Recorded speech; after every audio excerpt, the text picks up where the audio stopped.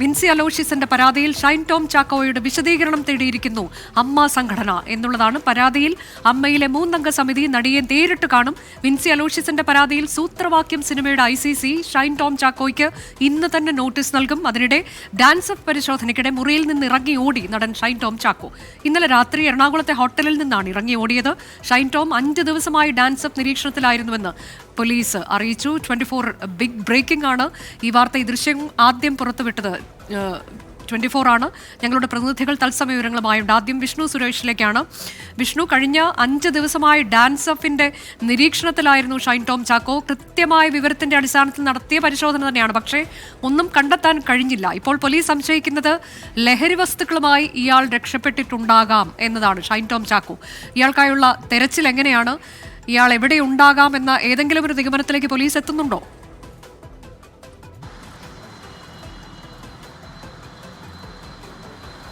Anuja, police വിശദമായി തന്നെ ഈ കേസിന്റെ തുടരന്വേഷണം നടത്താനാണ് തീരുമാനിച്ചിരിക്കുന്നത്. കഴിഞ്ഞ 5 ദിവസമായി എറണാകുളത്തെ ഡാൻസ് ഓഫ് സംഘം ഷൈൻ ടോം ചാക്കോയെ നിരീക്ഷിച്ചു വരികയാണ്. കഴിഞ്ഞ 5 ദിവസമായി എറണാകുളം ടൗണിൽ തന്നെ ഷൈൻ ടോം ചാക്കോ ഉണ്ടായിരുന്നു. ഇന്നലെ രാവിലെ 5:30 എറണാകുളത്തെ ഈ ഹോട്ടലിൽ ഷൈൻ ടോം ചാക്കോ റൂം എടുക്കുന്നത്. അതിനുശേഷം അയാളുടെ ഒരു സുഹൃത്ത് ഈ റൂമിലേക്ക് എത്തുന്നു. 10:45 ഡാൻസ് ഓഫ് സംഘം ഈ ഹോട്ടലിലേക്ക് എത്തുന്നത്. ഡാൻസ് ഓഫ് സംഘം ഹോട്ടലിലേക്ക് താഴത്തെത്തി ഷൈൻ ടോം ചാക്കോയുടെ റൂം ചോദിക്കുന്നു. അങ്ങനെ ആ ഇൻഫർമേഷൻ റിസപ്ഷനിൽ നിന്ന് ഹോട്ടൽ മുറിയിലേക്ക് പോയിട്ടുണ്ടാകാം.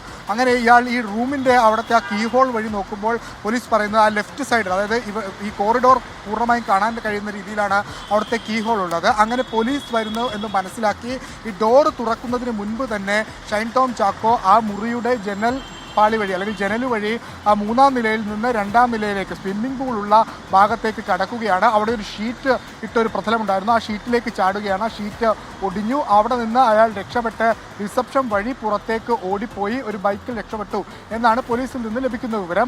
അതിൻ്റെ CCTV ദൃശ്യങ്ങളാണ് നമ്മൾ പുറത്തുവിടുകയും ചെയ്തത്. ഇനി പോലീസ് അതിനുശേഷം ഷൈൻ ടോം അവിടെ നിന്ന് പോയ ശേഷം ഇയാൾക്കൊപ്പം ആ റൂമിലുണ്ടായിരുന്ന സുഹൃത്തിനെ വിശദമായി ചോദ്യം ചെയ്തു.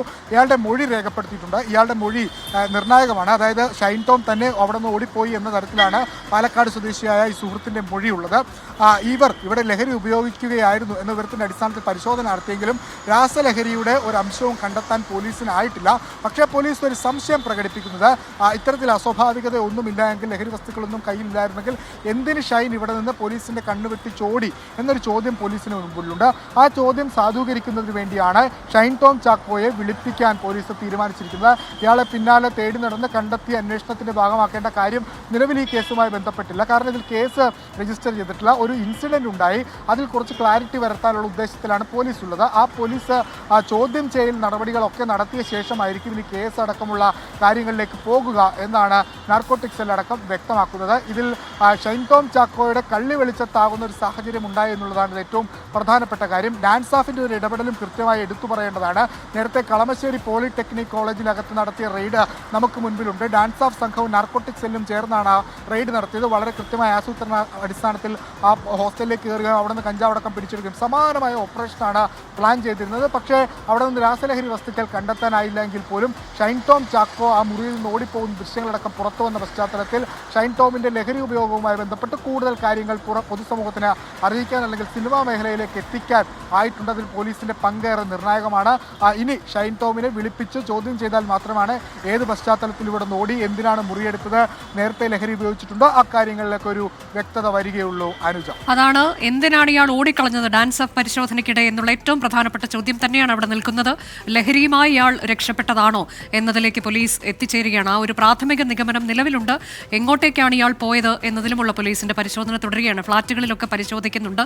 അയാൾക്കായി ഇതിലുള്ള തെരച്ചിൽ നടന്നു. പക്ഷേ അയാൾ എവിടെയുണ്ട് എന്നതിൽ പോലീസിന് ഇപ്പോൾ വിവരം ലഭിച്ചിട്ടില്ല എന്നാണ് നമുക്കറിയാൻ കഴിയുന്നത്. അതിനിടെ വിൻസി അലോഷ്യസിന്റെ പരാതിയിൽ നടപടികളിലേക്ക് സിനിമാ സംഘടനകൾ കടക്കുകയാണ് എന്ന വിവരവുമുണ്ട്.